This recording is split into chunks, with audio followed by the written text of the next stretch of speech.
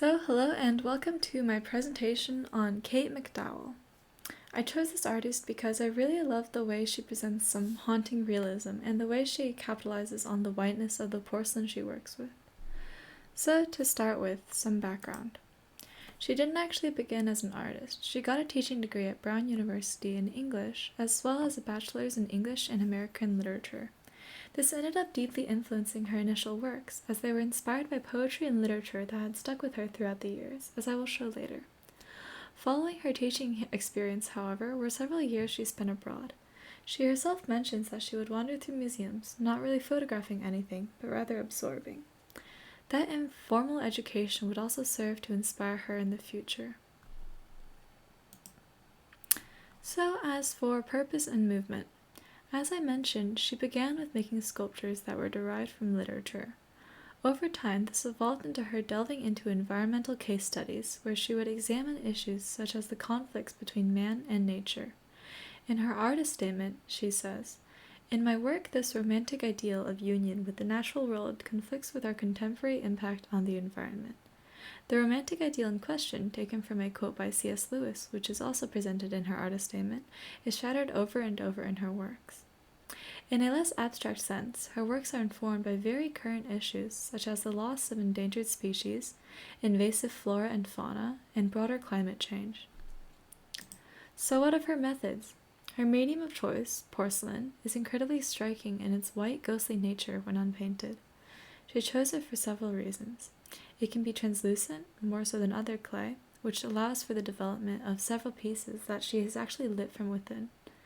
Furthermore, it can develop into purely white pieces, which, according to her, speak of ghosts or negative space. It suggests something missing from the world. Especially since her topics tend to drive towards environmental issues, this is something that can be extremely meaningful. With her porcelain, she hand sculpts incredible detail, as you can see here on the right. Larger shapes, such as the block underneath, would be made solid and then hollowed out into a thinner piece, while small elements, such as the grass or minor leaves, would be made and assembled separately. And while her work appears to be startlingly realistic, it is rarely achieved with any kind of mold, and rather she just painstakingly hand carves it. So, to begin with, the first piece. It clearly shows the influence of poetry in her earlier works, as this is in reference to the poem The Tiger by William Blake. Towards the start of MacDowell's career, pieces like this would still be painted, as you can see here with the blue and orange, while throughout the years her works became less and less often colored.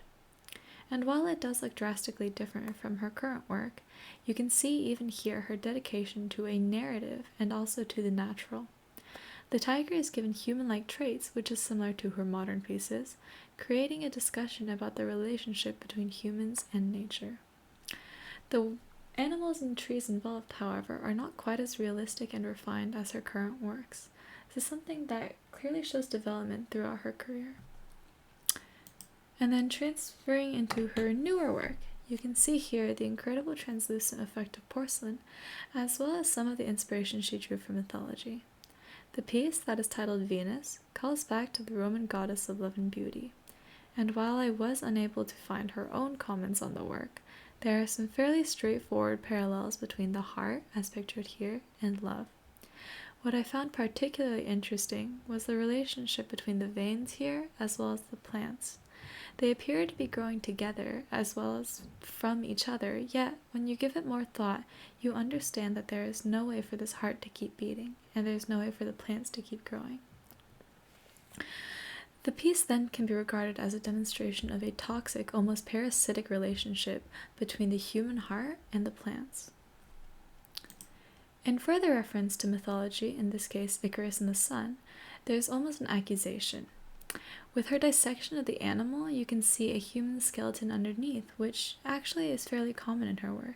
This continues to demonstrate the conflict and friction that I mentioned in her artist statement. The original myth of Icarus and the sun warns against ambition and its unforeseen consequences, and is a rather apt title here. Man, as demonstrated by the skeleton, is forced to face the consequences of environmental conflict, as he is intrinsically tied to nature, which is represented in fact by the bird. MacDowell clearly understands the way that humanity forever seeks to control, but also be a part of nature, and the way this continues to backfire. Next up is a rather interesting concept because, while this isn't very emblematic of her larger works, it has a very unique message to send, as it was actually a piece that shattered on its way to the kiln. As with the previous two pieces, there are references to mythology. Daphne the nymph was originally turned into a tree after being pursued by the god Apollo against her wishes. Here you can see the remnants of the branches that are growing from her hands, as well as the stump that her body became. Rather than a human skeleton that is imposed upon an animal, as with the previous work, she acts in reverse. The bones of a tree grow out of her. It creates a completely different message, but MacDowell's choice to continue the work even after breaking turns out to be genius, because Daphne's beauty comes apart in pieces, just like humanity's romantic ideals of coexistence with nature. Now, moving on to pieces that aren't so myth-represented, there is a much more lyrical message here, and it's not quite blatantly referencing literature. She mentions in an interview that the issue she meant to tackle here was pollution in lakes affecting the reproductive organs of alligators, as you can see here with human breasts that have been attached on.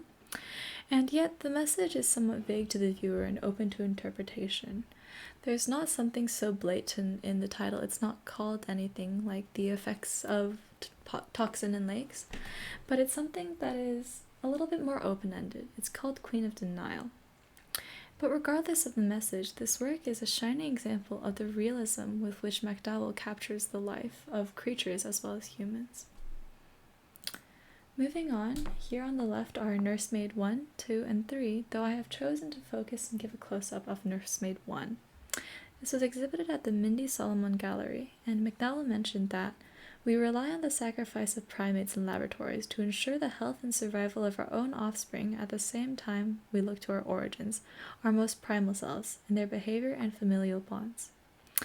And while there is that initial issue, the sacrifice of primates, there is more of a message in how humans idolize and study the relationships of primates. There is that romantic ideal that I mentioned earlier, as well as the inevitable conflicts in knowing that these infants are raised on sacrifice. We are able to understand through her work that this is not a peaceful coexistence. There is inevitably conflict. These primates do not benefit from these children, and so, as with Venus in the previous piece, it is an almost parasitic relationship. While a normal mother and her child would have a bond together, it would be symbiosis. Here, the primate and the infant are in a much less equal relationship. The infant is seeing purely benefit, while primates, as well as primates in laboratories, are ending up suffering for choices that they didn't make.